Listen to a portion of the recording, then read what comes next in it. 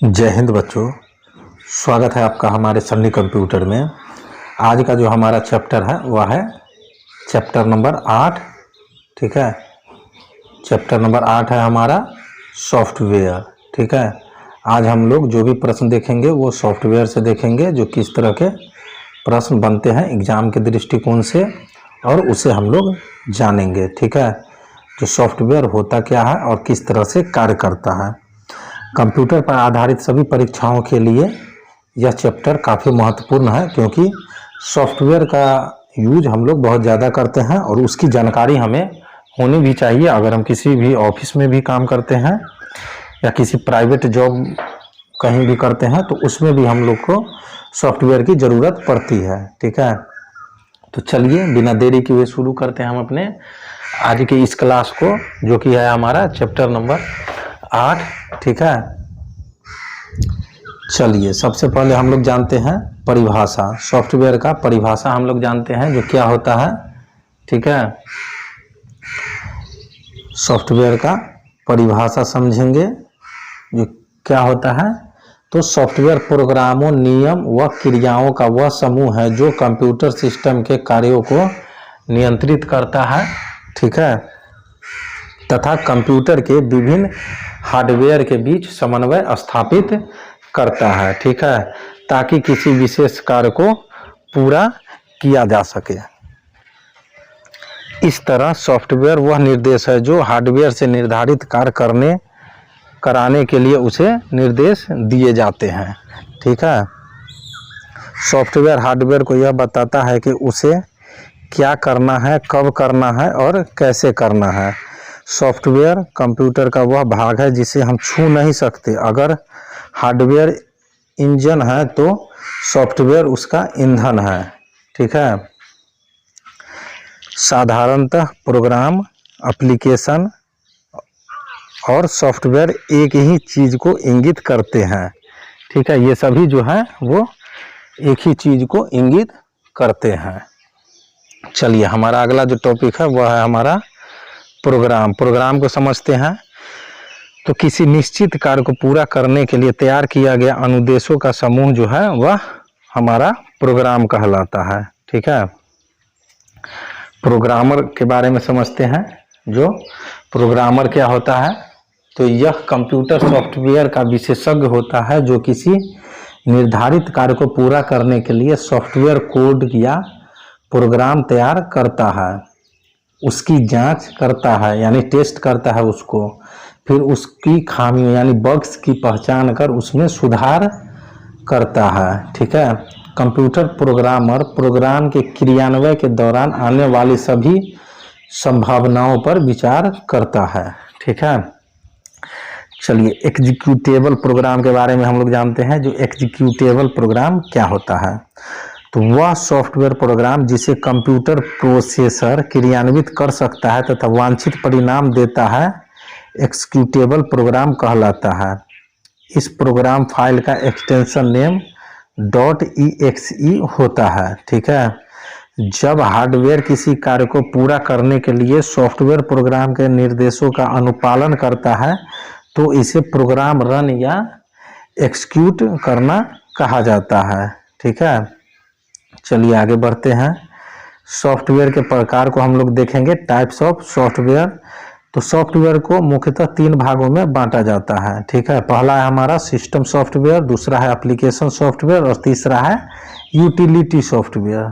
ठीक है, चलिए सिस्टम सॉफ्टवेयर को हम लोग पहले समझते हैं। जो सिस्टम सॉफ्टवेयर क्या होता है, तो प्रोग्रामों का समूह जो कंप्यूटर सिस्टम के मूलभूत कार्यों को संपन्न करने तथा उन्हें कार्य के लायक बनाए रखने के लिए तैयार किए जाते हैं, सिस्टम सॉफ्टवेयर कहलाते हैं। यह कंप्यूटर तथा उपयोगकर्ता के बीच मध्यस्थ का काम करता है। सिस्टम सॉफ्टवेयर के बिना कंप्यूटर एक बेजान शरीर भर ही रह जाता है। सिस्टम सॉफ्टवेयर एक तरफ तो, ठीक है, सिस्टम सॉफ्टवेयर जो है वह हमारा एक तरफ तो कंप्यूटर हार्डवेयर से जुड़ा होता है, तो दूसरी तरफ एप्लीकेशन सॉफ्टवेयर से। ठीक है, सिस्टम सॉफ्टवेयर एप्लीकेशन सॉफ्टवेयर के लिए पृष्ठभूमि तैयार करता है। कोई भी एप्लीकेशन सॉफ्टवेयर सिस्टम सॉफ्टवेयर को ध्यान में रखकर ही बनाए जाते हैं। सिस्टम सॉफ्टवेयर के उदाहरण हैं डॉस, विंडोज, यूनिक्स, ठीक है, मैकिन्टोश आदि। चलिए, सिस्टम सॉफ्टवेयर को मुख्यतः दो भागों में बांटा जाता है, ठीक है। पहला है हमारा ऑपरेटिंग सिस्टम और दूसरा है लैंग्वेज ट्रांसलेटर सॉफ्टवेयर, ठीक है। यानी सिस्टम सॉफ्टवेयर को दो भागों में बांटा गया है, ऑपरेटिंग सिस्टम सॉफ्टवेयर और दूसरा है लैंग्वेज ट्रांसलेटर सॉफ्टवेयर। चलिए, सॉफ्टवेयर इस तरह से भी हम लोग समझते हैं, सॉफ्टवेयर को तीन भागों में बांटा गया है, सिस्टम सॉफ्टवेयर, एप्लीकेशन सॉफ्टवेयर और यूटिलिटी सॉफ्टवेयर, ठीक है। फिर सिस्टम सॉफ्टवेयर को भी दो भागों में बांटा गया है, ऑपरेटिंग सिस्टम और लैंग्वेज ट्रांसलेटर में। उसके बाद ऑपरेटिंग सिस्टम को भी, ऑपरेटिंग सिस्टम के जो उदाहरण है वह है विंडोज, यूनिक्स, लाइनेक्स और मैक ओएस, ठीक है। और लैंग्वेज ट्रांसलेटर के उदाहरण है कंपाइलर, असेंबलर, इंटरप्रेटर, ठीक है। एप्लीकेशन सॉफ्टवेयर के उदाहरण है word processor, spreadsheet, database, accounting, page maker, Corel Draw, ये सभी जो है एप्लीकेशन सॉफ्टवेयर है। और यूटिलिटी सॉफ्टवेयर के उदाहरण है antivirus, backup programme, file management manager, ये सभी, ठीक है। चलिए, ऑपरेटिंग सिस्टम को हम लोग समझते हैं। ऑपरेटिंग सिस्टम क्या होता है? तो ऑपरेटिंग सिस्टम प्रोग्रामों का वह समूह है जो कंप्यूटर सिस्टम तथा उसके विभिन्न संसाधनों के कार्यों को नियंत्रित करता है तथा हार्डवेयर, एप्लीकेशन सॉफ्टवेयर तथा उपयोगकर्ता के बीच संबंध स्थापित करता है। यह विभिन्न एप्लीकेशन प्रोग्राम के बीच समन्वय भी स्थापित करता है। ऑपरेटिंग सिस्टम के बिना हार्डवेयर किसी एप्लीकेशन प्रोग्राम को क्रियान्वित नहीं कर सकता। अधिकांश ऑपरेटिंग सिस्टम के साथ कुछ एप्लीकेशन सॉफ्टवेयर जैसे video player, web browser, calculator आदि पहले से ही बने होते हैं। ऑपरेटिंग सिस्टम के मुख्य कार्य क्या है? चलिए उसको हम लोग समझते हैं। तो ऑपरेटिंग सिस्टम का पहला जो मुख्य कार्य है वह है कंप्यूटर चालू किए जाने पर सॉफ्टवेयर को द्वितीयक मेमोरी से लेकर प्राथमिक मेमोरी में डालना तथा कुछ मूलभूत क्रियाएं स्वतः प्रारंभ करना। दूसरा जो हमारा ऑपरेटिंग सिस्टम का मुख्य कार्य है वह है हार्डवेयर और उपयोगकर्ता के बीच संबंध स्थापित करना। तीसरा हमारा है हार्डवेयर संसाधनों का नियंत्रण तथा बेहतर उपयोग सुनिश्चित करना। चौथा हमारा है एप्लीकेशन सॉफ्टवेयर के क्रियान्वयन के लिए पृष्ठभूमि तैयार करना। पांचवा जो है हमारा वह है मेमोरी और फाइल प्रबंधन करना तथा मेमोरी और स्टोरेज डिस्क के बीच डाटा का आदान प्रदान करना। छठा है हार्डवेयर व सॉफ्टवेयर से संबंधित कंप्यूटर के विभिन्न दोषों यानी एरर को इंगित करना। सातवां हमारा है कंप्यूटर सॉफ्टवेयर तथा डाटा को अवैध प्रयोग से सुरक्षित रखना तथा इसकी चेतावनी देना यानी वार्निंग देना, ठीक है। चलिए आगे बढ़ते हैं। कुछ प्रमुख ऑपरेटिंग सिस्टम के उदाहरण हम लोग जानते हैं, ठीक है, जिसमें हमारा माइक्रोसॉफ्ट डॉस है, एप्पल का मैक ओएस है, माइक्रोसॉफ्ट विंडोज में जैसे विंडोज 95, 98, 2000, ठीक है, एमई यानी कि millennium, XP, Windows Vista, Windows 7, Windows 10 है, ठीक है, यूनिक्स है, लाइनेक्स है, गूगल क्रोम ओएस है, एंड्रॉयड ओएस मोबाइल फ़ोन के लिए है, ठीक है। तो ये सभी कुछ ऑपरेटिंग सिस्टम के उदाहरण हैं। चलिए कुछ रोचक तथ्यों के बारे में जानते हैं। आप लोग को पता ही होगा रोचक तथ्यों से या क्या आप जानते हैं, इस तरह के तथ्यों से अधिकतर एग्जाम में प्रश्न पूछे ही जाते हैं और आप लोग को इस तरह के टॉपिक के बारे में जानकारी होना चाहिए, ठीक है। तो चलिए देखते हैं रोचक तथ्य क्या है। तो लिनक्स जो है विंडोज के समान एक शक्तिशाली ऑपरेटिंग सिस्टम है जो मुफ्त उपलब्ध है, जबकि विंडोज के लिए शुल्क चुकाना पड़ता है। इसके बावजूद लिनक्स का प्रचलन सीमित है, ठीक है। चलिए ऑपरेटिंग सिस्टम के प्रकार हम लोग जानते हैं, टाइप्स ऑफ ऑपरेटिंग सिस्टम। तो सबसे पहला जो ऑपरेटिंग सिस्टम का प्रकार है वह है बैच प्रोसेसिंग ऑपरेटिंग सिस्टम, ठीक है। तो बैच प्रोसेसिंग ऑपरेटिंग सिस्टम क्या होता है? तो इसमें एक ही प्रकृति के कार्यों को एक बैच के रूप में संगठित कर समूह में क्रियान्वित किया जाता है। इसके लिए बैच मॉनिटर सॉफ्टवेयर का प्रयोग किया जाता है। इस सिस्टम का लाभ यह है कि प्रोग्राम के क्रियान्वयन के लिए कंप्यूटर के सभी संसाधन उपलब्ध रहते हैं, अतः समय प्रबंधन की आवश्यकता नहीं पड़ती। परंतु इसमें उपयोगकर्ता तथा प्रोग्राम के बीच क्रियान्वयन के दौरान कोई अंतर संबंध नहीं रहता तथा परिणाम प्राप्त करने में समय अधिक लगता है। मध्यवर्ती परिणामों पर उपयोगकर्ता का कोई नियंत्रण नहीं रहता है। ठीक है, इसका उपयोग जो है वह इस सिस्टम का प्रयोग ऐसे कार्यों के लिए किया जाता है जिसमें मानवीय हस्तक्षेप की आवश्यकता नहीं होती, जैसे सांख्यिकी विश्लेषण यानी स्टैटिस्टिकल एनालिसिस, बिल प्रिंट करना, पेरोल आदि बनाना। ठीक है, चलिए मल्टी प्रोग्रामिंग ऑपरेटिंग सिस्टम के बारे में समझते हैं।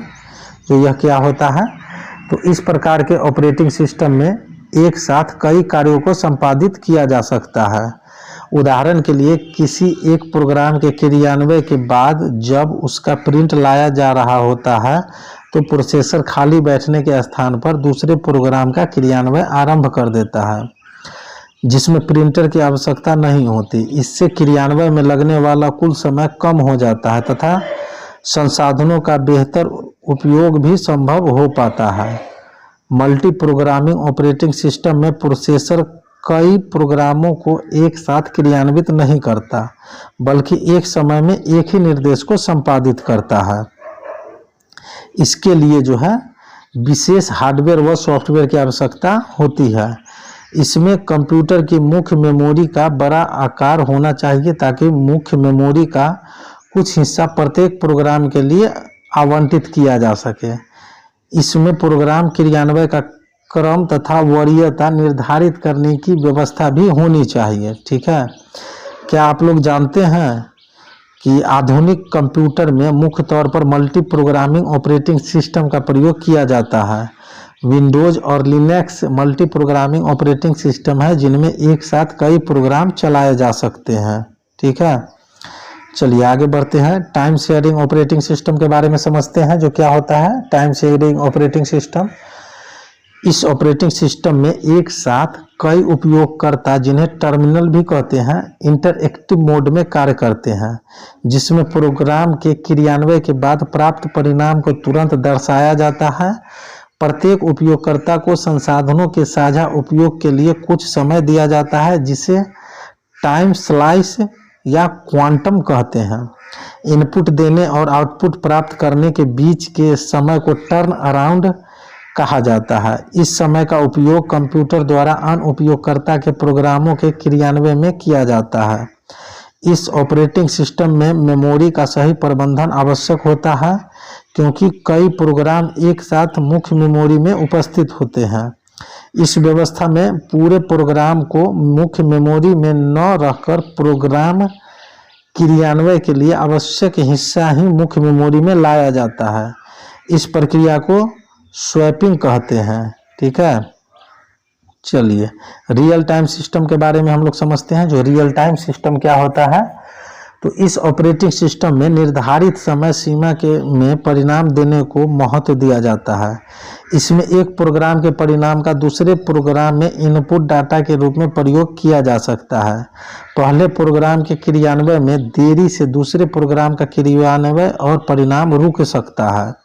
अतः इस व्यवस्था में प्रोग्राम के क्रियान्वयन समय यानी रिस्पॉन्स टाइम को तीव्र रखा जाता है।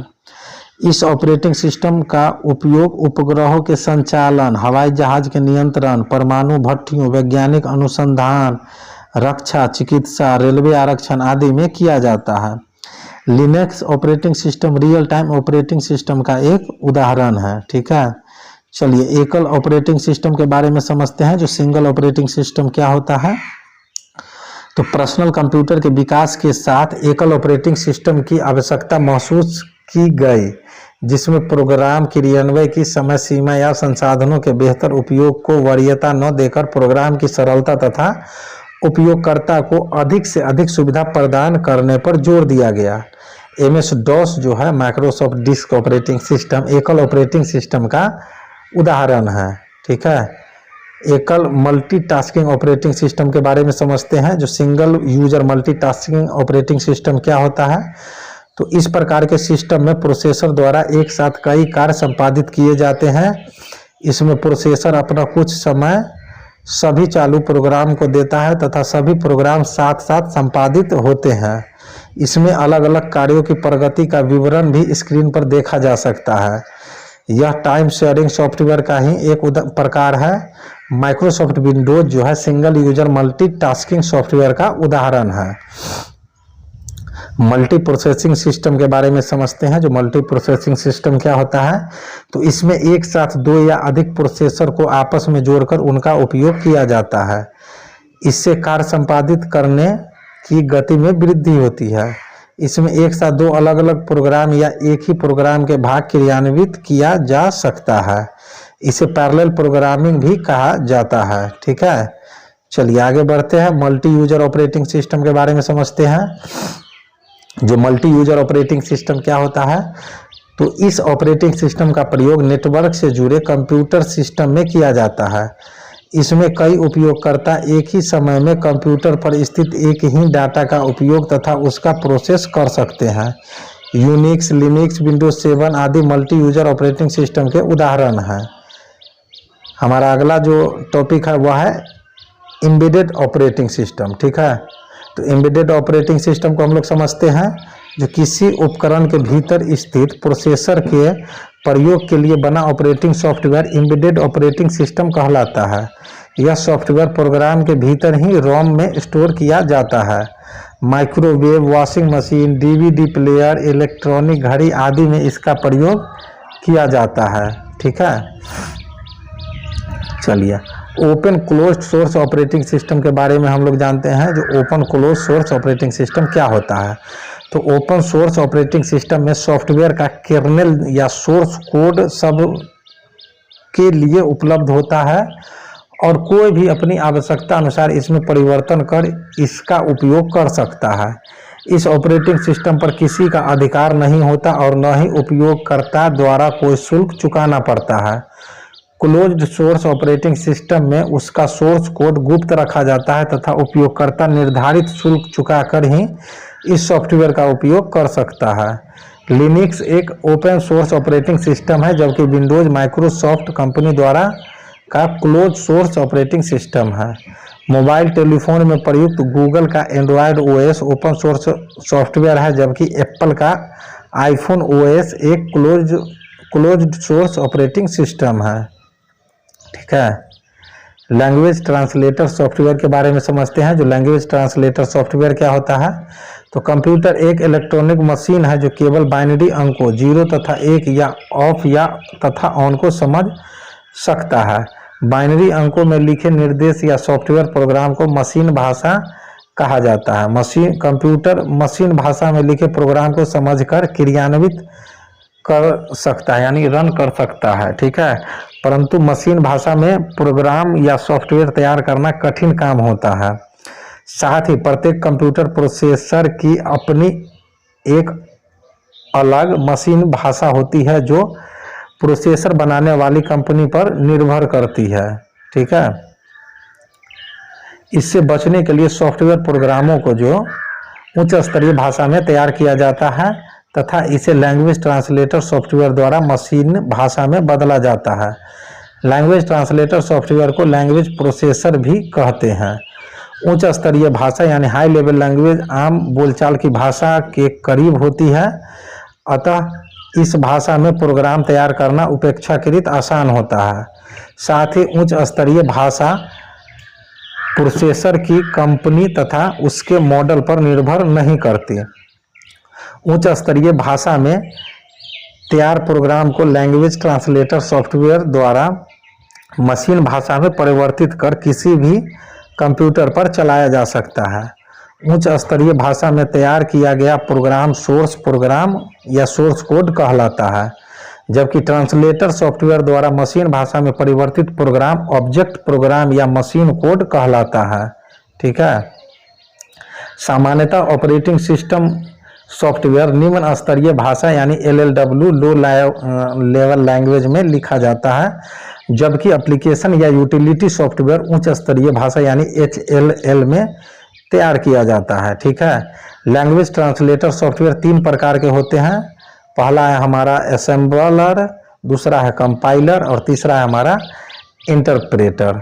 ठीक है, चलिए आगे बढ़ते हैं, असेंबलर के बारे में समझते हैं। असेंबलर क्या होता है, तो यह एक लैंग्वेज ट्रांसलेटर सॉफ्टवेयर प्रोग्राम है जो असेंबली या निम्न स्तरीय भाषा में लिखे प्रोग्राम को मशीन भाषा में परिवर्तित करता है।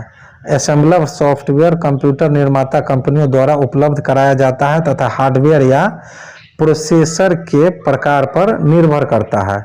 अतः प्रत्येक प्रोसेसर का असेंबलर प्रोग्राम अलग अलग हो सकता है। ठीक है, असेंबलर सॉफ्टवेयर असेंबली भाषा में लिखे प्रोग्राम के सोर्स कोड को मशीन या ऑब्जेक्ट कोड में बदलता है। यह मशीन कोड को एक स्थान पर इकट्ठा यानी असेंबल करता है तथा उसे कंप्यूटर मेमोरी में स्थापित कर क्रियान्वय यानी कि रन के लिए तैयार करता है। ठीक है, चलिए कंपाइलर के बारे में समझते हैं। कंपाइलर क्या होता है? तो यह एक लैंग्वेज ट्रांसलेटर सॉफ्टवेयर है जो उच्च स्तरीय भाषा में तैयार किए गए प्रोग्राम को मशीन भाषा में परिवर्तित करता है। कंपाइलर पूरे प्रोग्राम को एक ही बार में अनुवादित करता है तथा प्रोग्राम के सिंटैक्स की सभी गलतियों को उनके लाइन के क्रम में एक साथ सूचित करता है। जब सभी गलतियां दूर हो जाती है तो प्रोग्राम संपादित हो जाता है तथा मेमोरी में सोर्स प्रोग्राम की कोई आवश्यकता नहीं होती। प्रत्येक उच्च स्तरीय भाषा के लिए अलग कंपाइलर सॉफ्टवेयर होता है। ठीक है, कंपाइलर उच्च स्तरीय भाषा में प्रत्येक निर्देश को मशीन भाषा में संकलित करता है। कंपाइलर पूरे सोर्स प्रोग्राम या सोर्स कोड को ऑब्जेक्ट प्रोग्राम कोड में बदलकर उस मेमोरी में स्टोर करता है परंतु उसे क्रियान्वित नहीं करता यानी रन नहीं करता है। इसके पश्चात प्रोग्राम को ऑब्जेक्ट कोड द्वारा संचालित किया जाता है। इस तरह कंपाइलर एक्जीक्यूटेबल प्रोग्राम तैयार करता है। एक बार कंपाइल हो जाने के बाद प्रोग्राम को क्रियान्वित करने के लिए कंपाइलर सॉफ्टवेयर की ज़रूरत नहीं होती। ठीक है, चलिए आगे बढ़ते हैं। हम लोग इंटरप्रेटर के बारे में समझते हैं। जो इंटरप्रेटर क्या होता है? तो कंपाइलर की तरह इंटरप्रेटर भी एक लैंग्वेज ट्रांसलेटर सॉफ्टवेयर है। इंटरप्रेटर सॉफ्टवेयर उच्च स्तरीय भाषा में तैयार किए गए प्रोग्राम को मशीनी भाषा में परिवर्तित कर उसे क्रियान्वित करता है। इंटरप्रेटर उच्च स्तरीय भाषा में तैयार किए गए प्रोग्राम के प्रत्येक लाइन को एक एक कर लाइन बाय लाइन मशीन भाषा में परिवर्तित करता है। यह प्रोग्राम के एक लाइन का मशीन भाषा में अनुवाद कर लेने के पश्चात उसे क्रियान्वित रन या एग्जीक्यूट भी करता है। यदि इस लाइन के क्रियान्वयन में कोई गलती हो तो उसे उसी समय इंगित करता है तथा संशोधन के बाद ही अगली लाइन को मशीन भाषा में परिवर्तित करता है। स्पष्टतः इंटरप्रेटर का आउटपुट ऑब्जेक्ट प्रोग्राम न होकर सॉफ्टवेयर को क्रियान्वयन के दौरान इंटरप्रेटर से होकर गुजरना पड़ता है। इस कारण इंटरप्रेटर सॉफ्टवेयर का मेमोरी में बना रहना आवश्यक होता है। कंपाइलर की अपेक्षा इंटरप्रेटर सॉफ्टवेयर तैयार करना आसान होता है। चूँकि इंटरप्रेटर एक एक लाइन कर प्रोग्राम की गलतियों को इंगित करता है अतः इंटरप्रेटर द्वारा प्रोग्राम में सुधार करना आसान होता है। ठीक है, चलिए कुछ रोचक तथ्य को हम लोग जानते हैं। जो यूनिक्स जो है सी भाषा में लिखा जाने वाला पहला ऑपरेटिंग सिस्टम है। इसमें किसी नए मशीन में इसका प्रयोग आसान हुआ है। ठीक है, चलिए आगे हम लोग समझते हैं कंपाइलर और इंटरप्रेटर में अंतर क्या होता है। ठीक है, वस्तुतः दोनों का कार्य उच्च स्तरीय भाषा यानी हाई लेवल लैंग्वेज को मशीन भाषा में बदलना है पर कार्य पद्धति के आधार पर दोनों में कुछ अंतर भी है। ठीक है, पहला जो अंतर है कंपाइलर और इंटरप्रेटर में वह है कंपाइलर पूरे प्रोग्राम को एक साथ परिवर्तित करता है जबकि इंटरप्रेटर जो है प्रोग्राम को एक एक लाइन कर अनुवादित करता है। कंपाइलर पूरे प्रोग्राम को मशीन भाषा में परिवर्तित कर सभी गलतियां एक साथ बताता है जबकि इंटरप्रेटर एक लाइन को मशीन भाषा में परिवर्तित कर उसकी गलतियां बताता है तथा उस दोष को दूर हो जाने पर ही आगे बढ़ता है। कंपाइलर प्रोग्राम को मशीन भाषा में परिवर्तित करता है पर उसे क्रियान्वित नहीं करता। इंटरप्रेटर जो है प्रोग्राम को मशीन भाषा में परिवर्तित कर उसे क्रियान्वित भी करता है। हमारा कंपाइलर जो है कंपाइलर का आउटपुट मशीन भाषा का ऑब्जेक्ट कोड होता है जबकि इंटरप्रेटर का आउटपुट सॉफ्टवेयर क्रियान्वयन का परिणाम होता है। कंपाइलर एक बार अनुवाद हो जाने के बाद ठीक है। प्रोग्राम जो है कंपाइलर एक बार अनुवाद हो जाने के बाद प्रोग्राम को क्रियान्वित करने के लिए कंपाइलर सॉफ्टवेयर की जरूरत नहीं पड़ती, जबकि इंटरप्रेटर प्रोग्राम को क्रियान्वित करने के लिए सॉफ्टवेयर को प्रत्येक बार इंटरप्रेटर से होकर गुजरना पड़ता है, अतः हर बार इंटरप्रेटर सॉफ्टवेयर की जरूरत पड़ती है। कंपाइलर अशुद्धियों को हटाने से धीमा होता है, जबकि इंटरप्रेटर अशुद्धियों को हटाने से तीव्र होता है। कंपाइलर जो है संपादन में कम समय लेता है, जबकि इंटरप्रेटर संपादन के लिए जो है अधिक समय लेता है। ठीक है, चलिए हम लोग आगे देखते हैं। कुछ लोकप्रिय ऑपरेटिंग सिस्टम के बारे में हम लोग जानते हैं। सम पॉपुलर ऑपरेटिंग सिस्टम, जिसमें हमारा पहला ऑपरेटिंग सिस्टम है MS DOS। ठीक है, जिसको हम लोग माइक्रोसॉफ्ट डिस्क ऑपरेटिंग सिस्टम भी कहते हैं। यह 1981 में माइक्रोसॉफ्ट व IBM द्वारा संयुक्त रूप से तैयार किया गया एकल ऑपरेटिंग सिस्टम है। यह कमांड प्रॉम्प्ट पर आधारित ऑपरेटिंग सिस्टम है। चूंकि इसमें कमांड को कंप्यूटर पर टाइप करना पड़ता है, अतः उपयोगकर्ता को कमांड तथा उसका सिंटैक्स याद रखना पड़ता है। इसके प्रॉम्प्ट में चालू डिस्क का नाम स्लैश तथा खुले हुए डायरेक्टरी का नाम रहता है। MS DOS एक 16 बिट ऑपरेटिंग सिस्टम है। वर्तमान में इस ऑपरेटिंग सिस्टम का प्रचलन कम हो गया है, क्योंकि इसके कमांड को याद रखना पड़ता है तथा इसमें चित्र और ग्राफ नहीं बनाए जा सकते। ठीक है, चलिए माइक्रोसॉफ्ट विंडोज के बारे में समझते हैं। दूसरा हमारा माइक्रोसॉफ्ट विंडोज है। माइक्रोसॉफ्ट कंपनी ने MS DOS की कमियों को दूर करने के लिए 1990 में विंडोज 3.0 जारी किया।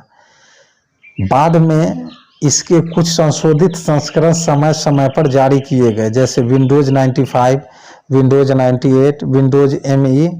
ठीक है, यानी ME का मतलब हो गया millennium, Windows XP, Windows Vista, Windows 7, Windows 10 आदि। ठीक है, विंडोज ऑपरेटिंग सिस्टम की कुछ विशेषताएं इस प्रकार है। पहला जो विशेषता है वह है यह ग्राफिकल यूजर इंटरफेस यानी GUI पर आधारित है, अतः इसे सीखना और इस पर कार्य करना आसान है। दूसरा है इसमें चित्र, ग्राफ तथा अक्षर के कार्य किए जा सकते हैं। ठीक है, तीसरा जो हमारा है वह है विंडोज पर आधारित सभी प्रोग्राम की कार्य पद्धति लगभग समान होती है। इसमें एक प्रोग्राम का ज्ञान दूसरे प्रोग्राम में भी उपयोगी होता है। चौथा हमारा है यह मल्टीटास्किंग एकल ऑपरेटिंग सिस्टम है। इसमें एक साथ कई कार्यक्रमों को चलाया और उस पर कार्य किया जा सकता है। ठीक है, पांचवा जो हमारा है वह है यह एक ऑब्जेक्ट ओरिएंटेड सॉफ्टवेयर है। ठीक है, चलिए आगे हम लोग जानते हैं माइक्रोसॉफ्ट विंडोज NT के बारे में। जो यह क्या होता है, तो यह कंप्यूटर नेटवर्क में प्रयोग के लिए बनाया गया बहु उपयोगकर्ता यानी मल्टी यूजर, मल्टी प्रोसेसिंग तथा टाइम शेयरिंग ऑपरेटिंग सिस्टम है। इस तरह के ऑपरेटिंग सिस्टम को नेटवर्क ऑपरेटिंग सिस्टम कहा जाता है। यह विंडोज की तरह ग्राफिकल यूजर इंटरफेस का प्रयोग करता है, पर इसमें नेटवर्क संचार तथा डाटा सुरक्षा की अनेक विशेषताएं पाई जाती है। ठीक है, हमारा अगला जो टॉपिक है वह है यूनिक्स के बारे में जानते हैं। यूनिक्स क्या होता है, तो यूनिक्स भी एक multi user time sharing operating system है। इसका विकास 1970 में बेल लैबोरेटरीज के केन थॉम्पसन तथा डेनिस रिची द्वारा किया गया। यह नेटवर्क तथा संचार के लिए बनाया गया पहला सॉफ्टवेयर था। नेटवर्क तथा डाटा की सुरक्षा इसकी विशेषता रही है। यूनिक्स हाई लेवल लैंग्वेज यानी C भाषा में लिखा गया पहला ऑपरेटिंग सिस्टम सॉफ्टवेयर है। ठीक है, इसका प्रयोग मुख्यतः वेब सर्वर के लिए किया जाता है। चलिए लिनक्स के बारे में समझते हैं। लिनक्स क्या होता है, तो Linux operating system personal computer के लिए बनाया गया मल्टी यूजर, मल्टी टास्किंग तथा मल्टी प्रोग्रामिंग सॉफ्टवेयर है। ठीक है, मल्टी प्रोसेसिंग सॉफ्टवेयर है। यह मुफ्त में उपलब्ध ओपन सोर्स ऑपरेटिंग सिस्टम है, जिसका विकास नेटवर्क के प्रयोग के लिए किया गया है। लिनक्स ऑपरेटिंग सिस्टम का विकास लिनक्स टोरवाल्ड द्वारा 1992 में किया गया। लिनक्स ऑपरेटिंग सॉफ्टवेयर का नाम उन्हीं के नाम पर पड़ा। यह मुफ्त में उपलब्ध एक ओपन सोर्स सॉफ्टवेयर है। हालांकि इसका ट्रेडमार्क अभी भी इसके विकासकर्ता लिनस टोरवाल्ड्स के पास है। ठीक है, लिनक्स का जो सिंबल रहेगा कहीं भी, ये जो आप लोग डिस्प्ले पे देख रहे हैं इसी तरह का सिंबल आएगा लिनक्स का कहीं भी। ठीक है, चलिए आगे देखते हैं। लिनक्स का जो है सोर्स कोड सबके लिए खुला है, जिसमें किसी भी प्रोग्राम द्वारा सुधार किया जा सकता है। लिनक्स एक 32 बिट ऑपरेटिंग सिस्टम है। लिनक्स का पहचान चिन्ह जो है मस्कोट टक्स नामक पेंगुइन है। ठीक है, यही पेंगुइन जो अभी हमने दिखाया आप लोग को डिस्प्ले पे, पक्षी जैसा रहता है, यही इसका चिन्ह है, पहचान चिन्ह है। ठीक है, चलिए आगे बढ़ते हैं कि इससे क्या आप लोग जानते हैं कि लिनक्स ऑपरेटिंग सिस्टम की लोकप्रियता को देखते हुए सन 2000 में कंप्यूटर निर्माण के कुछ शीर्ष संस्थाओं ने जीनोम यानी कि GNU, ठीक है, network object module environment foundation की स्थापना की, जो मुफ्त व ओपन सोर्स सॉफ्टवेयर के विकास में सहयोग देता है। ठीक है, चलिए आगे बढ़ते हैं। एंड्रॉयड ऑपरेटिंग सिस्टम के बारे में जानते हैं। जो एंड्रॉयड ऑपरेटिंग सिस्टम क्या होता है, तो Android touch screen mobile phone जैसे स्मार्टफोन, टैबलेट आदि के लिए गूगल कंपनी द्वारा विकसित ऑपरेटिंग सिस्टम है। इसमें ग्राफिकल यूजर इंटरफेस का उपयोग किया गया है। इसका सोर्स कोड लिनक्स तथा अन्य ओपन सोर्स सॉफ्टवेयर पर आधारित है। WhatsApp, messenger, Google play, Google search तथा जीमेल आदि एंड्रॉयड ऑपरेटिंग सिस्टम के भाग हैं। ठीक है,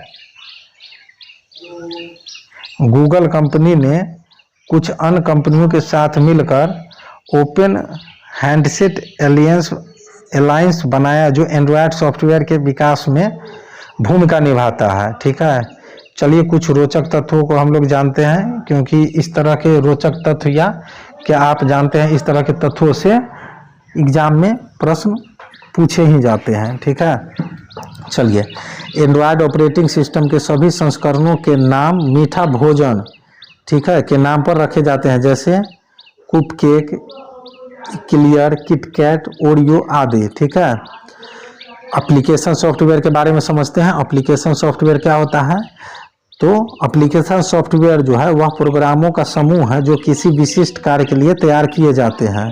संस्थान, व्यक्ति या कार्य को देखकर आवश्यकता अनुसार इस सॉफ्टवेयर का विकास किया जाता है। यह सिस्टम सॉफ्टवेयर तथा उपयोगकर्ता के बीच समन्वय स्थापित करता है। एप्लीकेशन सॉफ्टवेयर का विकास किसी विशेष ऑपरेटिंग सिस्टम द्वारा तैयार किए गए पृष्ठभूमि पर ही कार्य कर सकता है। ठीक है, उपयोगिता के आधार पर एप्लीकेशन सॉफ्टवेयर को दो भागों में बांटा जाता है। ठीक है, विशेषीकृत एप्लीकेशन सॉफ्टवेयर और सामान्य एप्लीकेशन सॉफ्टवेयर। ठीक है, तो पहले हम लोग समझते हैं कस्टमाइज एप्लीकेशन सॉफ्टवेयर के बारे में। तो यह उपयोगकर्ता की विशेष आवश्यकताओं को ध्यान में रखकर बनाया जाता है, किसी और के लिए इसकी उपयोगिता नहीं होती। उदाहरण के लिए रेलवे आरक्षण के लिए तैयार सॉफ्टवेयर, वायुयान नियंत्रण के लिए तैयार सॉफ्टवेयर, मौसम विश्लेषण के लिए तैयार सॉफ्टवेयर आदि। ठीक है, दूसरा हमारा है सामान्य एप्लीकेशन सॉफ्टवेयर, जिसको हम लोग जनरल एप्लीकेशन सॉफ्टवेयर कहते हैं। हालांकि इसे विशेष आवश्यकताओं के लिए बनाया जाता है, पर अनेक उपयोगकर्ता इससे लाभ उठा सकते हैं। Microsoft Office, web browser, media player, CAD CAM आदि सामान्य एप्लीकेशन सॉफ्टवेयर के उदाहरण हैं। ठीक है, चलिए आगे हम लोग सामान्य एप्लीकेशन सॉफ्टवेयर के उदाहरण के बारे में समझते हैं। जो सामान्य एप्लीकेशन सॉफ्टवेयर के क्या उदाहरण हैं, पहला उसमें हमारा आता है वर्ड प्रोसेसिंग सॉफ्टवेयर। ठीक है, तो यह सॉफ्टवेयर कंप्यूटर द्वारा टेक्स्ट, दस्तावेज, पत्र, रिपोर्ट, पुस्तकें आदि तैयार करने, क्रिएट, उनमें संशोधन करने, उनके रूप और आकार में परिवर्तन करने, फॉर्मेट, व्याकरण या स्पेलिंग चेक करने, प्रिंट करने आदि के लिए प्रयोग होता है। यह सॉफ्टवेयर कंप्यूटर को टाइपराइटर, ठीक है, के विकल्प के रूप में प्रस्तुत करने के अलावा कुछ अन्य सुविधाएं भी प्रदान करता है। वर्ड प्रोसेसिंग सॉफ्टवेयर में गलतियों में सुधार करना आसान होता है। साथ ही टेक्स्ट को डिजिटल रूप में स्टोर किया जाता है तथा इसी रूप में नेटवर्क पर स्थानांतरित भी किया जा सकता है। स्प्रेडशीट सॉफ्टवेयर के बारे में समझते हैं, जो क्या होता है। तो यह मुख्यतः गणितीय यानी कि न्यूमेरिकल तथा सांख्यिकी स्टैटिकल डाटा को टेबल अर्थात रो और कॉलम के रूप में वर्गीकृत और विश्लेषित करता है। इसमें ग्राफ और चार्ट बनाने की सुविधा भी रहती है। इसका प्रयोग मुख्यतः बैंकों और व्यापारिक प्रतिष्ठानों में लेजर बनाने में किया जाता है। ठीक है, चलिए आगे हम लोग देखते हैं। क्या आप जानते हैं कि माइक्रोसॉफ्ट ऑफिस जो है विंडोज ऑपरेटिंग सिस्टम पर आधारित एक पैकेज एप्लीकेशन सॉफ्टवेयर है जो कार्यालय तथा सामान्य व्यक्तिगत कार्यों के लिए तैयार किया गया है। MS ऑफिस सॉफ्टवेयर पैकेज में MS Word, MS Excel, MS PowerPoint, MS Access तथा MS इंटरनेट एक्सप्लोरर सॉफ्टवेयर शामिल होता है। इसका पहला संस्करण जो है वर्ष 1990 में जारी किया गया था। चलिए आगे बढ़ते हैं, डाटाबेस सॉफ्टवेयर के बारे में समझते हैं। इसका प्रयोग डाटा को स्टोर करने, उसमें संशोधन तथा उसका वर्गीकरण करने के लिए किया जाता है। ठीक है, प्रेजेंटेशन सॉफ्टवेयर के बारे में समझते हैं, जो वो क्या होता है। तो इस सॉफ्टवेयर द्वारा सम्मेलन, बैठक, गोष्ठी आदि में सूचनाओं का प्रस्तुतिकरण किया जाता है।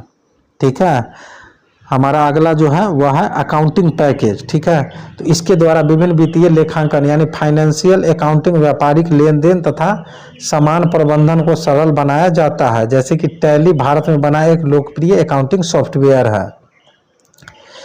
चलिए डेस्कटॉप पब्लिशिंग के बारे में जानते हैं, जो क्या होता है।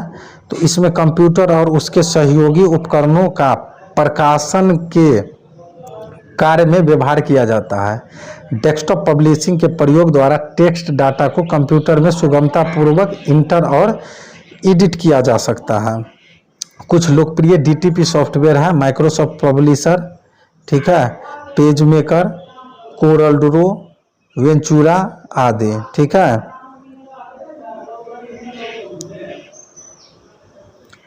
चलिए आगे बढ़ते हैं।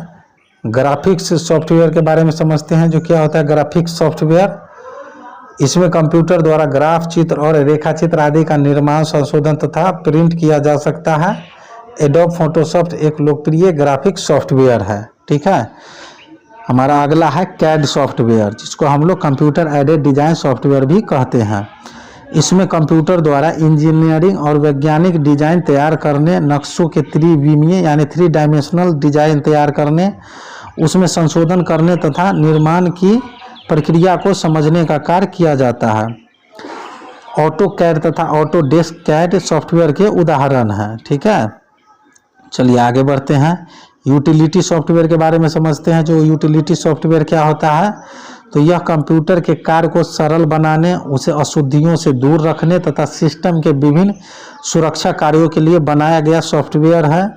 इसका उपयोग कई एप्लीकेशन सॉफ्टवेयर में किया जा सकता है। यूटिलिटी सॉफ्टवेयर कंप्यूटर की कार्य क्षमता में वृद्धि करता है। ठीक है, चलिए यूटिलिटी सॉफ्टवेयर के प्रकार उदाहरण हम लोग समझते हैं। पहला हमारा है डिस्क फॉर्मेटिंग। ठीक है, तो इसके द्वारा नए मेमोरी डिस्क यानी फ्लॉपी डिस्क, हार्ड डिस्क या ऑप्टिकल डिस्क को प्रयोग से पहले ऑपरेटिंग सिस्टम के अनुकूल बनाया जाता है। इसमें स्टोरेज डिवाइस के सभी सेक्टर की जांच की जाती है, खराब सेक्टर की पहचान की जाती है तथा डिस्क का एड्रेस टेबल तैयार किया जाता है। फॉर्मेटिंग द्वारा डिस्क को 2 या अधिक भागों में बांटा जा सकता है, जिसे डिस्क पार्टीशन कहा जाता है। फॉर्मेटिंग के दौरान डिस्क पर पहले से मौजूद डाटा को मिटाया नहीं जाता। ठीक है, डिस्क क्लीनअप के बारे में हम लोग समझते हैं, जो क्या होता है डिस्क क्लीनअप। तो इसके द्वारा मेमोरी डिस्क की अशुद्धियां तथा अनावश्यक प्रोग्राम व डाटा हटाकर उसकी क्षमता में वृद्धि की जाती है। बैकअप प्रोग्राम के बारे में जानते हैं। तो कंप्यूटर में लगे मेमोरी डिस्क, ठीक है, के क्षतिग्रस्त हो जाने पर डाटा नष्ट होने का डर बना रहता है। इससे बचने के लिए डाटा को कंप्यूटर से अलग किसी मेमोरी डिस्क पर भी संग्रहित किया जाता है। इसे बैकअप यूटिलिटी प्रोग्राम कहते हैं। ठीक है, एंटीवायरस यूटिलिटी के बारे में हम लोग समझते हैं, जो एंटीवायरस यूटिलिटी क्या होता है।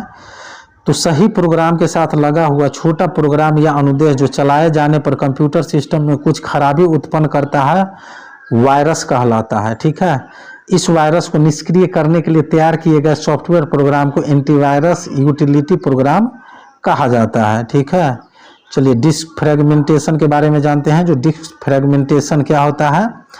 तो यह एक यूटिलिटी सॉफ्टवेयर है। जब किसी फाइल को डिस्क पर स्टोर किया जाता है तो कंप्यूटर सबसे पहले प्राप्त होने वाली खाली जगह पर उसे स्टोर कर देता है। इस प्रकार बार बार उपयोग से डिस्क विभिन्न टुकड़ों में बंट जाता है और इसे पढ़ने की गति धीमी हो जाती है। इसे ठीक करने के लिए डिस्क डिफ्रेगमेंटेशन प्रोग्राम चलाया जाता है जो सभी फाइलों को पुनः व्यवस्थित करता है। इससे डिस्क की गति तीव्र होती है। यह स्टोर किए गए विभिन्न फाइलों के बीच स्थित खाली स्थान को व्यवस्थित कर मेमोरी प्रबंधन को बेहतर बनाता है। ठीक है, फाइल मैनेजर के बारे में समझते हैं। फाइल मैनेजर क्या होता है? तो एक स्थान पर रखे गए सूचनाओं तथा डाटा का संग्रह कंप्यूटर सिस्टम में फाइल कहलाता है।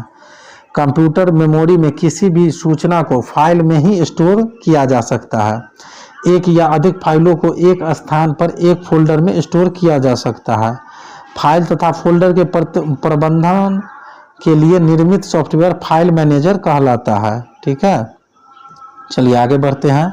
कंप्यूटर में जो है प्रत्येक फाइल का एक विशेष नाम, आकार यानी कि साइज तथा प्रकार, टाइप तथा मेमोरी में स्थिति लोकेशन होता है। ठीक है, प्रत्येक फाइल के साथ उसकी प्रॉपर्टीज दर्शाई जाती है जिसमें फाइल के निर्माण की तिथि तथा समय यानी डेट एंड टाइम, अंतिम बार देखने यानी एक्सेस या अद्यतन बनाने अपडेट की तिथि तथा समय आदि भी दर्शाया जाता है। फाइल मैनेजर फाइल तथा फोल्डर को view, edit, point, move, copy, delete तथा मॉडिफाई करने की सुविधा प्रदान करता है। ठीक है, ऑपरेटिंग सिस्टम कोई भी फाइल बनाने से पहले उसे एक विशेष नाम दिए जाने का अनुरोध करता है जिसे फाइल नेमिंग कहते हैं। फाइल को मेमोरी में सेव किए जाने पर फाइल मैनेजर फाइल के नाम के साथ फाइल एक्सटेंशन स्वतः जोड़ देता है जो फाइल के प्रकार पर निर्भर करता है। सामान्यतः फाइल एक्सटेंशन 3 कैरेक्टर का होता है जिसे फाइल के नाम के बाद डॉट लगाकर लिखा जाता है। फाइल मैनेजर फाइल तथा फोल्डर को ट्री स्ट्रक्चर के रूप में प्रदर्शित करता है। ठीक है, चलिए आगे हम लोग जानते हैं डाटा या फाइल कंप्रेशन यूटिलिटी के बारे में। ठीक है, तो इस यूटिलिटी प्रोग्राम का उपयोग फाइल के आकार को छोटा करने के लिए किया जाता है ताकि वह मेमोरी में कम जगह ले तथा उसे नेटवर्क पर कम समय में स्थानांतरित किया जा सके। कंप्रेस्ड फाइल को पुनः खोलने के लिए डीकम्प्रेशन सॉफ्टवेयर का उपयोग किया जाता है। जेपीजी चित्र, MP3 ऑडियो तथा MPEG वीडियो फॉर्मेट कंप्रेस्ड फाइलों के उदाहरण हैं। ठीक है, चलिए आगे हम लोग सॉफ्टवेयर पैकेज के बारे में समझते हैं। जो सॉफ्टवेयर पैकेज क्या होता है? तो किसी विशेष उद्देश्य के लिए बनाए गए अनेक सॉफ्टवेयर का समूह जिसे उपभोक्ता को एक साथ प्रयोग के लिए उपलब्ध कराया जाता है सॉफ्टवेयर पैकेज या सॉफ्टवेयर सूट्स कहलाता है। हम सॉफ्टवेयर पैकेज के किसी सॉफ्टवेयर का अलग से या अकेले उपयोग नहीं कर सकते। MS ऑफिस माइक्रोसॉफ्ट कंपनी द्वारा कार्यालय के प्रयोग के लिए बनाया गया सॉफ्टवेयर पैकेज है। जब कई लोकप्रिय एप्लीकेशन या यूटिलिटी सॉफ्टवेयर की प्रमुख विशेषताओं को एक ही एप्लीकेशन प्रोग्राम में समाहित कर उपयोग के लिए उपलब्ध कराया जाता है तो इसे इंटीग्रेटेड सॉफ्टवेयर कहा जाता है। ठीक है, चलिए रिटेल सॉफ्टवेयर के बारे में जानते हैं। जो रिटेल सॉफ्टवेयर क्या होता है? तो ऐसा सॉफ्टवेयर जो बाजार में बिक्री के लिए उपलब्ध होता है तथा जिसे उचित मूल्य चुकाकर प्रयोग में लाया जा सकता है रिटेल सॉफ्टवेयर कहलाता है। रिटेल सॉफ्टवेयर के साथ यूजर मैनुअल तथा प्रयोग के दिशा निर्देश भी दिए जाते हैं। इसे ओवर द काउंटर सॉफ्टवेयर भी कहते हैं। Microsoft Windows, Microsoft office, tally आदि रिटेल सॉफ्टवेयर के जो है उदाहरण है। ठीक है, OEMR सॉफ्टवेयर के बारे में जानते हैं हम लोग। जो OEM सॉफ्टवेयर क्या होता है, जिसका फुल फॉर्म होता है OEM का ओरिजिनल इक्विपमेंट मैन्युफैक्चरर सॉफ्टवेयर। ठीक है, तो हार्डवेयर कंपनी द्वारा हार्डवेयर उपकरण के साथ एक पैकेज के रूप में दिया जाने वाला, ठीक है, सॉफ्टवेयर OEM सॉफ्टवेयर कहलाता है। यह सॉफ्टवेयर कंप्यूटर हार्डवेयर में पहले से स्टोर किया हुआ हो सकता है। चलिए आगे हम लोग जानते हैं पब्लिक डोमेन सॉफ्टवेयर के बारे में। जो पब्लिक डोमेन सॉफ्टवेयर क्या होता है? तो ऐसे सॉफ्टवेयर जो उपयोग के लिए मुफ्त में उपलब्ध होते हैं पब्लिक डोमेन सॉफ्टवेयर कहलाते हैं। इन्हें शेयरवेयर या फ्रीवेयर भी कहा जाता है। इन्हें इंटरनेट से मुफ्त में प्राप्त किया जा सकता है। पब्लिक डोमेन सॉफ्टवेयर का अधिकार किसी व्यक्ति या संस्था के साथ नहीं होता। उपयोगकर्ता इसके सोर्स कोड तथा उसके प्रयोग में बदलाव भी कर सकते हैं। ठीक है, चलिए आगे हम लोग समझते हैं शेयरवेयर के बारे में। जो शेयरवेयर क्या होता है, तो ऐसा सॉफ्टवेयर प्रोग्राम जिसे बिना कोई शुल्क चुकाए एक निश्चित समय के लिए प्रयोग किया जा सकता है, शेयरवेयर कहलाता है। शेयरवेयर इंटरनेट पर भी मुफ्त उपलब्ध होते हैं, लेकिन ट्रायल अवधि के समाप्त होने के बाद इसका प्रयोग जारी रखने के लिए निर्धारित शुल्क चुकाना पड़ता है। ठीक है, फ्रीवेयर के बारे में समझते हैं। फ्रीवेयर क्या होता है, तो ऐसा सॉफ्टवेयर जो बिना कोई शुल्क चुकाए व्यक्तिगत उपयोग के लिए प्रयोग में लाया जा सकता है, फ्रीवेयर कहलाता है।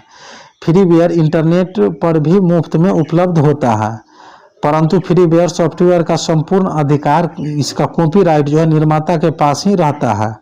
उपयोगकर्ता को इसके सोर्स कोड में परिवर्तन का अधिकार नहीं होता और न ही इसे बिक्री के लिए उपलब्ध कराया जा सके। ठीक है, चलिए डेमो सॉफ्टवेयर के बारे में जानते हैं। जो डेमो सॉफ्टवेयर क्या होता है, तो किसी सॉफ्टवेयर निर्माता कंपनी द्वारा नया सॉफ्टवेयर जारी करने से पूर्व प्रचार के दौरान उस सॉफ्टवेयर को मुफ्त में उपयोग के लिए उपलब्ध कराया जाता है, जिसे डेमो सॉफ्टवेयर कहा जाता है। एक निश्चित अवधि के बाद उस सॉफ्टवेयर का उपयोग जारी रखने के लिए उस सॉफ्टवेयर का पूर्ण संस्करण कंपनी को निर्धारित मूल्य चुकाकर प्राप्त किया जा सकता है। ठीक है, चलिए ग्रुपवेयर के बारे में जानते हैं। जो ग्रुपवेयर क्या होता है, तो यह एक यूटिलिटी सॉफ्टवेयर है जिसे समान उद्देश्य में लगे व्यक्तियों की सुविधा को ध्यान में रखकर विकसित किया जाता है।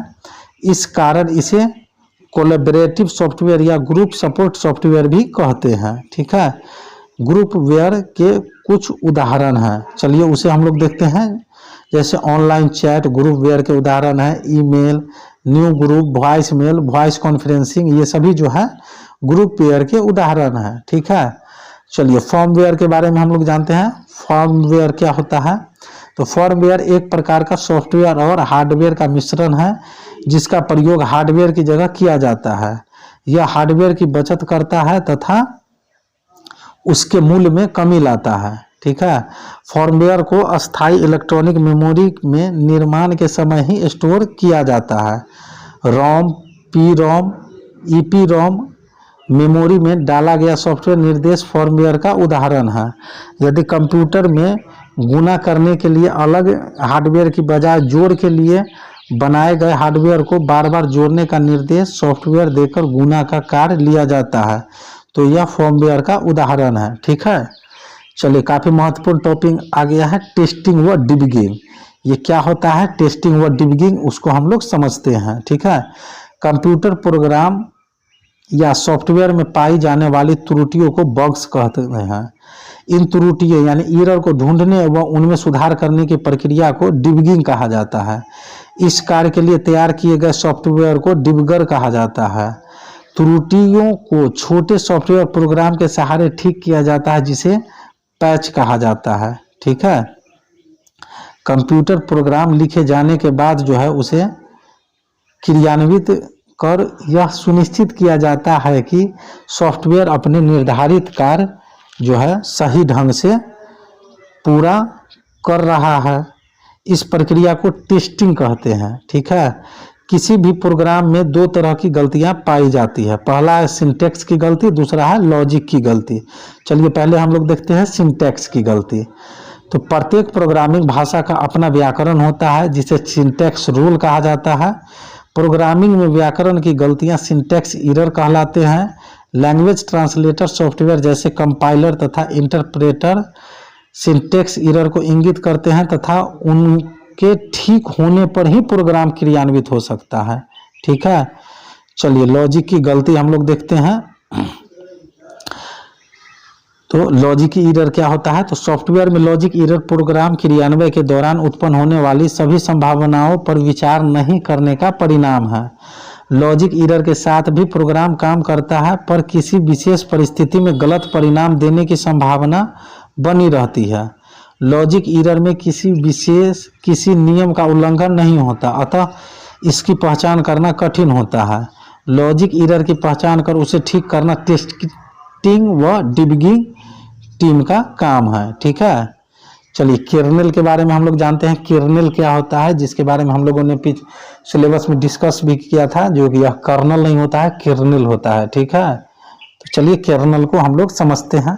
यह किसी ऑपरेटिंग सिस्टम का मूल बिंदु या आधारित संरचना वाला भाग है जो सॉफ्टवेयर तथा हार्डवेयर के बीच संबंध स्थापित करता है तथा उपकरणों का प्रबंधन सुनिश्चित करता है।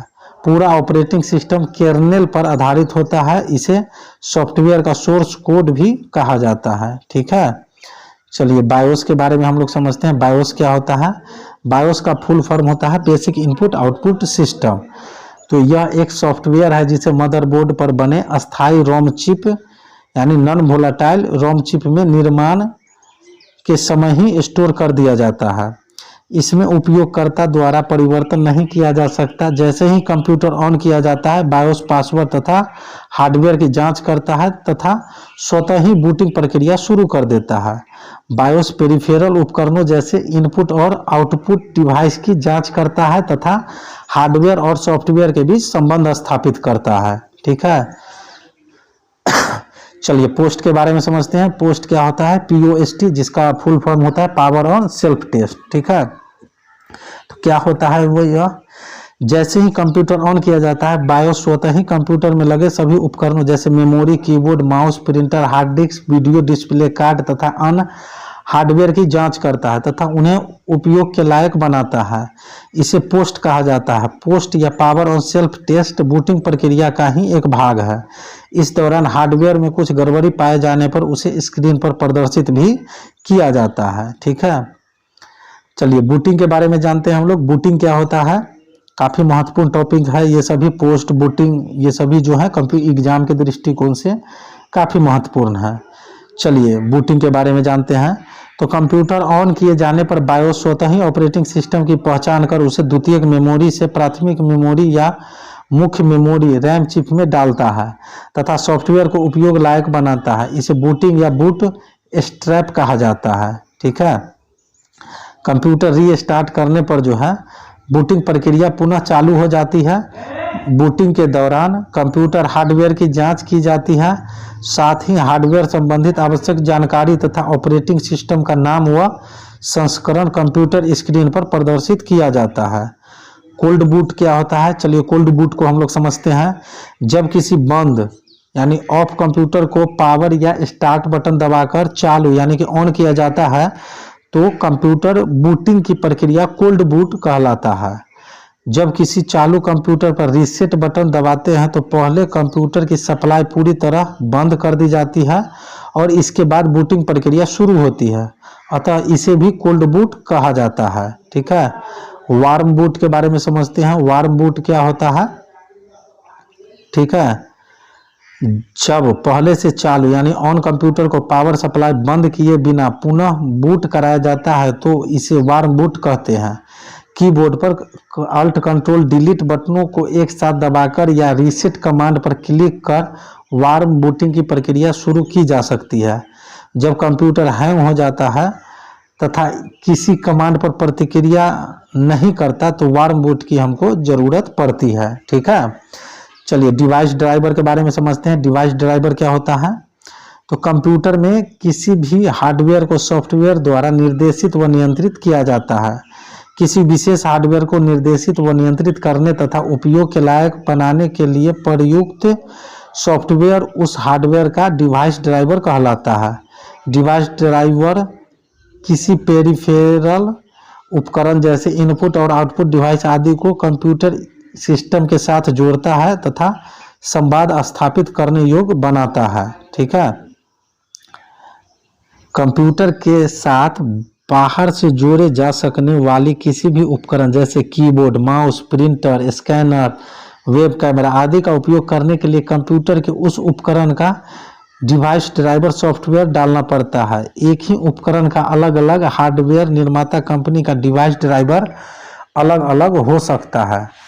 अतः डिवाइस ड्राइवर सॉफ्टवेयर निर्माता कंपनी द्वारा हार्डवेयर उपकरण के साथ CD-ROM में उपलब्ध कराया जाता है। ठीक है, आजकल विभिन्न हार्डवेयर कंपनियों के अलग अलग उपकरणों के डिवाइस ड्राइवर पहले से ही ऑपरेटिंग सिस्टम सॉफ्टवेयर में लोड कर दिया जाता है। इस कारण जब कोई नया हार्डवेयर डिवाइस कंप्यूटर से जोड़ा जाता है तो ऑपरेटिंग सिस्टम स्वयं उस उपकरण को संबंधित ड्राइवर सॉफ्टवेयर से जोड़कर कंप्यूटर हार्डवेयर के अनुसार संयोजित कर लेता है, यानी कि कॉन्फ़िगर कर लेता है। इस व्यवस्था को प्लग एंड प्ले डिवाइस कहा जाता है। अगर किसी हार्डवेयर का डिवाइस ड्राइवर पहले से ही ऑपरेटिंग सिस्टम में उपलब्ध नहीं है तो कंप्यूटर उस हार्डवेयर का डिवाइस ड्राइवर लोड करने की सूचना देता है। ठीक है, चलिए आगे बढ़ते हैं। हम लोग यूजर इंटरफेस के बारे में जानते हैं। जो यूजर इंटरफेस क्या होता है, तो कंप्यूटर तथा उपयोगकर्ता के बीच अंतर संबंध स्थापित करने की व्यवस्था यूजर इंटरफेस कहलाता है। इसके जरिए उपयोगकर्ता कंप्यूटर को आवश्यक निर्देश देता है तथा कंप्यूटर उन निर्देशों का पालन कर परिणाम प्रदर्शित करता है। ठीक है, यूजर इंटरफेस दो प्रकार के हो सकते हैं। ठीक है, पहला है कमांड लाइन इंटरफेस, दूसरा है ग्राफिकल यूजर इंटरफेस। ठीक है, चलिए पहले समझते हैं हम लोग कमांड लाइन इंटरफेस के बारे में। तो इसमें कंप्यूटर को लिखित कमांड टाइप कर निर्देश दिया जाता है, अतः उपयोगकर्ता द्वारा विभिन्न कमांड याद रखने की जरूरत होती है। डॉस यानी disk operating system command line interface पर आधारित ऑपरेटिंग सिस्टम है। ठीक है, ग्राफिकल यूजर इंटरफेस के बारे में समझते हैं। तो ग्राफिकल यूजर इंटरफेस, जिसको हम लोग GUI भी कहते हैं, में कंप्यूटर ऑपरेटिंग सिस्टम द्वारा विभिन्न कमांड को लघु चित्र या प्रतीक चित्र के माध्यम से दर्शाया जाता है, जिन्हें आइकन कहते हैं। उपयोगकर्ता को विभिन्न कमांड याद रखने की जरूरत नहीं होती। उपयोगकर्ता कंप्यूटर स्क्रीन पर आइकन, मेनूज तथा विंडोज के माध्यम से प्रदर्शित कमांड को कीबोर्ड या माउस द्वारा क्लिक कर उस कमांड को क्रियान्वित करता है। इस तरह GUI कंप्यूटर के उपयोग को आसान बनाता है। ठीक है, विंडोज तथा Linux graphical user interface operating system के जो है उदाहरण है। ठीक है, चलिए सॉफ्टवेयर लाइसेंस के बारे में समझते हैं। सॉफ्टवेयर लाइसेंस एक कानूनी दस्तावेज है जो कुछ शर्तों के अधीन या बिना किसी शर्त के सॉफ्टवेयर के उपयोग या वितरण का कानूनी अधिकार प्रदान करता है। किसी सॉफ्टवेयर पर नियमों के अनुसार स्थापित कानूनी अधिकारी सॉफ्टवेयर कॉपीराइट कहलाता है। कॉपीराइट धारक की अनुमति के बिना कॉपीराइट सॉफ्टवेयर का प्रयोग, उसका वितरण या उसमें परिवर्तन करना सॉफ्टवेयर पायरेसी कहलाता है। ठीक है, चलिए इंस्टॉल के बारे में हम लोग समझते हैं। इंस्टॉल और अनइंस्टॉल के बारे में जो क्या होता है, यह इंस्टॉल और अनइंस्टॉल प्रोग्राम। तो किसी सॉफ्टवेयर को सेकेंडरी स्टोरेज मीडिया से हार्ड डिस्क में कॉपी करना ताकि वह प्रोग्राम उपयोग के लिए तैयार हो, इंस्टॉल प्रोग्राम कहलाता है। स्टार्ट मेन्यू पर रन विकल्प द्वारा या सेटअप एक्स फाइल चलाकर सॉफ्टवेयर इंस्टॉल किया जाता है। दूसरी तरफ सॉफ्टवेयर को हार्ड डिस्क से हटाना अनइंस्टॉल प्रोग्राम कहलाता है। ठीक है, क्या आप लोग जानते हैं कि एक ही प्रोग्राम में बार बार प्रयोग में आने वाले छोटे छोटे प्रोग्राम सब रूटीन प्रोग्राम कहलाते हैं। ठीक है, तो दोस्तों ये थे हमारे सॉफ्टवेयर से कुछ महत्वपूर्ण टॉपिक। सब काफ़ी महत्वपूर्ण टॉपिक था, जिन सभी टॉपिकों का हम लोगों ने ऑपरेशन करके समझा, जो किस तरह के प्रश्न हमारे एग्जाम के दृष्टिकोण से बन सकते हैं, और उन सारे टॉपिकों को हम लोगों ने डिटेल्स में जाना समझा। ठीक है, अगर आप लोगों को किसी भी तरह का समस्या है तो अगर इस टॉपिक से रिलेटेड तो आप लोग हमें कमेंट कर सकते हैं। ठीक है, मिलते हैं हम लोग अपने अगले वीडियो में नए टॉपिक के साथ, नए प्रश्नों के साथ। तब तक के लिए जय हिंद, जय भारत।